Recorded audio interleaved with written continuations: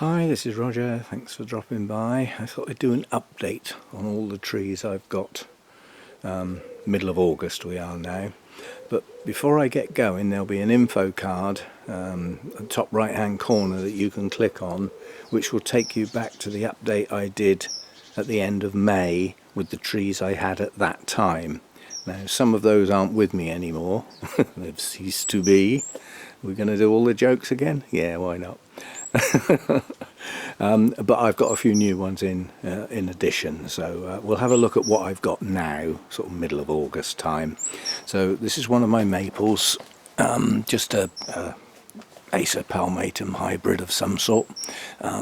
Survived the heat by keeping it relatively shaded. It's done okay. As I said, surviving the heat wave we've had without burning all the leaves was pretty good going. Bark on this one's starting to look really nice now. It's getting quite gnarly. Yeah, it's quite good. Overall shape I'm reasonably pleased with. There's no permanent apex that you could call it. It basically branches into several directions to give me an overall canopy, which leaves me only two lower branches basically. So that's that one. Now round the back here we've got my 6 quickthorn or blackthorn, whichever you want to call them, that seem to have some mould on them. I'm going to get a spray on that in a minute.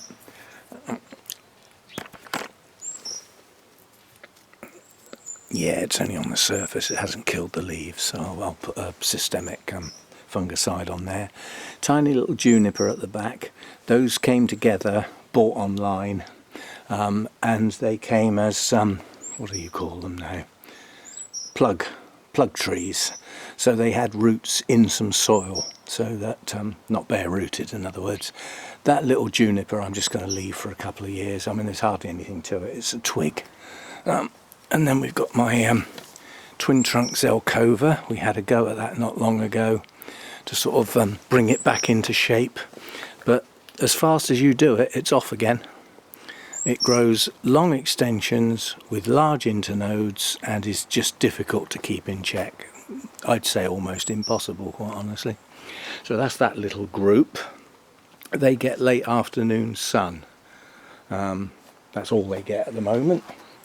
Then we've got my hornbeam here. We've recently done a trim on that so that you can sort of see the trunk again, because it was getting a bit lost in the foliage.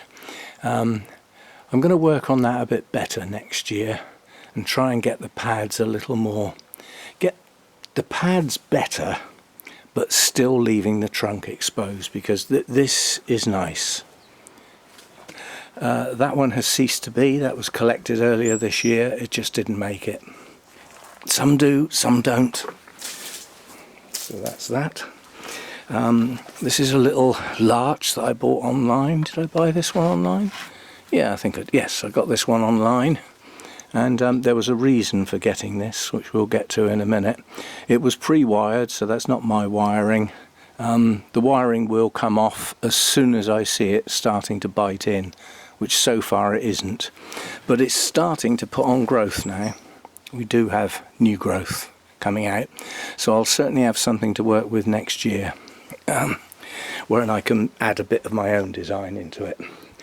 And then we've got my large the Shoujo Maple, or large bush.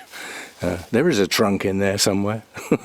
So that's my oldest tree by far. Lovely layered branch out here. It's got good shape, it's just got a little overgrown, shall we say. Again, that will be trimmed a lot more frequently next year, and it must be repotted. It's been in that pot far too long. So that's that one.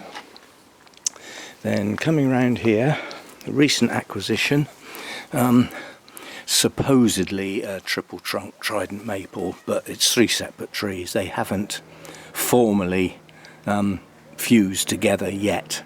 Still uncertain what I'm going to do with that next year. Chances are, if I'm going to keep it as 3, the little one this side is going to go that side when I repot, so that the largest one is in the middle and slightly smaller each side, because at the moment it goes big, middle, little.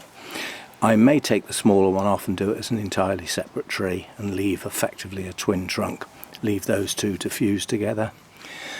decision not made. And then this is my other maple that we had the disaster with. We decided that this branch would look better bent down, and demonstrating it, it broke. It cracked right through the centre. So I basically taped it, I glued it, taped it and wired it. And in the not too distant future we'll have a go at taking that off and see if it's healed. It should have done. Not a bad structure on this one. It lacks a bit of depth, but I'm working on that round here. I do have a back branch. I need to get that to spread a bit more. So that's the other, that's just again a Acer palmatum hybrid, unidentified name. And this one has got interesting bark on it because it gets patches of green and gnarly. So yeah, not a bad tree. This was a disaster. This was 3 larches that were bought online, bare rooted. They should have been posted on the Monday. They didn't get posted till the Wednesday, and they spent the following weekend in the post, didn't arrive till the following week. They were bare rooted and they were wrapped up bone dry, and so they died. They arrived virtually dead anyway, so that was that. And then over here we've got my little black pine that we had a reasonable look at very recently, so I won't go into that, but we do have some back budding now, plus this interesting thing. I'm still not quite sure what that is. So that's to grow on for a while before I attempt to do any shaping or anything. That's that one. Ugh. And then down here, that's my wild orchid, and that's not a tree. It's my only carnivorous plant. And then up in here, if I can get up here, this is a recent purchase, a little juniper. It has got some wiring on it, so it has had some initial styling done, which can stay exactly as it is for now, and I'll do my thing with it next year.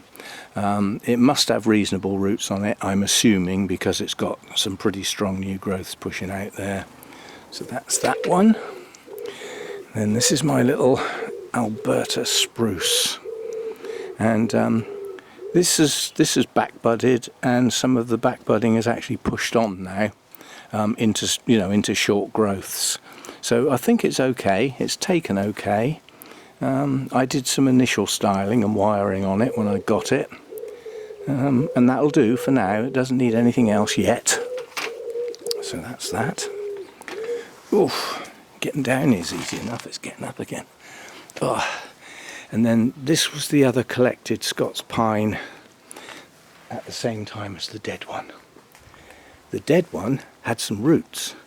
This one was yanked out of the ground and had virtually no roots. And hey presto, this one lived, the other one died. And I never expected this one to make it. Now this had some wire on it earlier, which I took off because it was starting to look as though it was going to go in. We'll work on that next year, get some shape into it. But the little candles on it have extended a little bit. You know, as Scots Pines go, those candles haven't extended very much, but enough to get some greenery and hopefully get those roots going. So that's that. And then another recent addition is this golden larch, not a true larch, and I'm not going to touch this until next year either. 5 trees. They're not badly placed, I must admit, and with a little bit of wiring on some of the branches sticking out sideways that are all heading for the sky at the moment, but some of those could be lowered down a bit so that they're not quite so tall and thin looking, if you know what I mean. But yeah, trees to be worked on. And again, that was another online purchase that seemed to work out okay. And then we've got my beech over here. We did put some wire on this earlier in the year to try and bring the branches further down, because they were all sort of pointing upwards. So we've brought those down a bit. That seems to have worked okay. With all the leaves on, it's difficult to see if the wire's bitten in or not. But an initial styling, that is, effectively. Branch selection was done quite a few years ago. Somewhere up here is the new apex, probably this one. That was the plan, and if that one didn't work, then this would have been it. but it'll probably be this one. So that'll need bringing up and possibly put a curve in it, but not yet. And then last but not least is my old Scots Pine. Now this one got wired quite tight, and since then the candles have extended quite dramatically, so the pads are actually crowded now, which was my initial plan. But once all the two to 3 year old needles are actually taken off, we'll be able to see the structure. Can't see it at the moment, the dead needles are in the way, but we should be able to get back and actually have a look at the branches individually once we get there. Quite a bit of wiring was done on this, not the main branches, the shape of the main branches, but the extensions of those branches. So you can see there's no point in trying to wire that, so we started here.